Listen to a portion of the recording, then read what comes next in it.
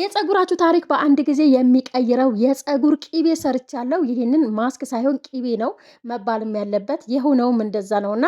ሰላም ቤተሰብ እንዴት ናችሁ? ሰላም ናችሁ? እኔ በጣም ደህና ነኝ፣ እግዚአብሔር ይመስገን። በተለይ ይህንን የፀጉር ማስክ ፀጉራችሁ ከግንባራችሁ ለሸሸ ለሳሳባችሁ ፀጉርና እንዲሁም እንደኔ አራስ ለነበራችሁ እናቶች ለእናቶች ይሆናል። ይህን ፀጉር ሰርታችሁ ተጠቀሙ። አካባቢያችሁ ሙቀት ከሆነ በጣም እንዲሁም ጭንቅላታችሁ ደረቅ ከሆነባችሁ እንደዚህ ይህንን ማስክ ሰርታችሁ መጠቀም ትችላላችሁ።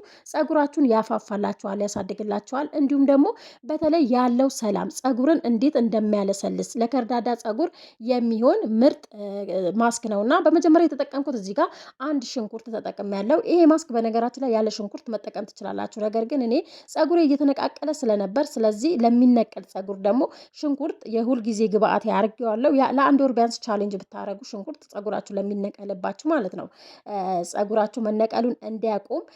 ከዛ በኋላ እዚህ ጋር ዝንጅብልን የተጠቀምኩት። ዝንጅብል ለፀጉር ብዙ ጥቅሞች አሉት። እንዲሁም ደግሞ በገበያ በውድ ዋጋ የሚሸጠው የዝንጅብል ቅባት እንደዚህ ቤት ውስጥ በማስክ መልኩ እርጥቡ ወይም ደግሞ ፍረሽ ካገኛችሁ በማስክ መልኩ ሰርታችሁ መጠቀም ትችላላችሁ። እንዲሁም ቅባቱን ቤት ውስጥ ማዘጋጀት ትችላላችሁ፣ ምክንያቱም በጣም ውድ ስለሆነ ቅባቱ ማለት ነው። ሌላኛው ደግሞ እየተጠቀምኩት እዚህ ጋር ሮዝሜሪ ተጠቅም ያለው። ሮዝሜሪ ለሽታው የሽንኩርቱ ሽታ ድብና አድርጎ ነው የሚያጠፋውና በቃ ማስኩ ስትሰሩት ራሱ ሽታው በጣም ደስ የሚል ሽታ ነው የሚኖረው። ከዛ ሌላኛው ግብአት የሚሆነው ሩዝ ነው።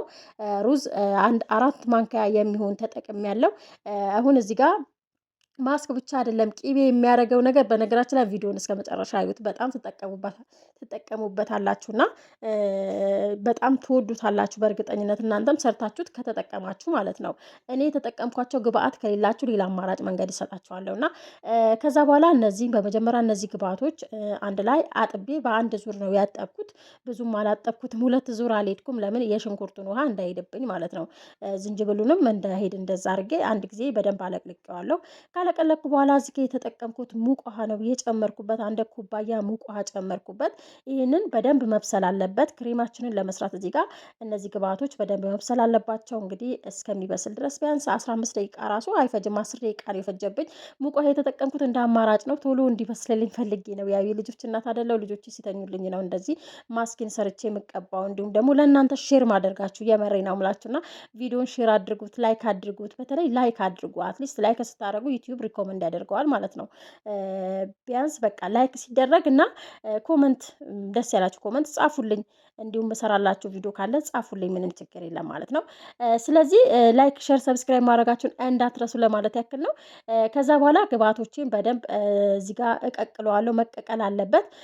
ከዛ በኋላ ከተወሰነ ደቂቃ በኋላ ልጄን አጥብቼ እስከምመጣ ድረስ ደግሞ እንደዚህ በሰለልኝ ማለት ነው። እሳቱን ቀንሼ ነው የሄድኩት። እርግጥ ስራችሁን እየሰራችሁ መስራት ትችላላችሁ። እሳቱን ቀነስ አድርጋችሁ መስራት ትችላላችሁ፣ ድስታችሁ እንዳይዝና እንዳይቃጠልባችሁ ማለት ነው። ምክንያቱም ያው በጣም ብዙ ከሆነ ፉር ብሎባችሁ ወይኔ ገንፍሎባችሁ እንዳይደፋባችሁ ማለት ነው። እዚህ ጋር አሁን የተጠቀምኩት በመጀመሪያ ፀጉራችንን ይሄንን ቅባት ደግሞ ይሄንን እንደዚህ ጨምራችሁ ፀጉራችሁ ስትቀቡ የሚጠቅማችሁ ኮኮናት ሚልክ ነው። ኮኮናት ሚልክ እንዴት እንደወደድኩት በጣም ነው የወደድኩት። ከዚህ በፊት በ2 ቪዲዮ ሰርቸዋለሁ እና በጣም ነው የተመቸኝ። እናንተም ደግሞ ይመቻችኋል በእርግጠኝነት። በቂ የሆነ ፀጉራችሁ ልስልስ ነው የሚለውና ኮኮናት ሚልክ ከሌላችሁ እዚህ ጋር ወተት መጠቀም ትችላላችሁ። ያው ጾም ሊፈታ ነው ጾመኞችና ጾም ሊፈታ ስለሆነ ወተት በኮኮናት ሚልኩ ፋንታ ወተት መጨመር ትችላላችሁ፣ ምንም ችግር የለውም። ግን ኮኮናት ሚልኩ የሆነ ለየት ያለ ነገር አለው። በቃ የሆነ ፀጉራችሁ ላይ የራሱ ክሬሙን ፀጉራችሁ ላይ እንትን ሲል በቃ በአንድ ጊዜ ይገለዋልና በቃ በጣም ነው የተመቸኝና በጣም ነው የወደድኩት። በቀጣይ በእርግጠኝነት በሳሙና መልኩ ሰራላችኋለሁ እንደ እግዚአብሔር ፍቃድ ማለት ነው።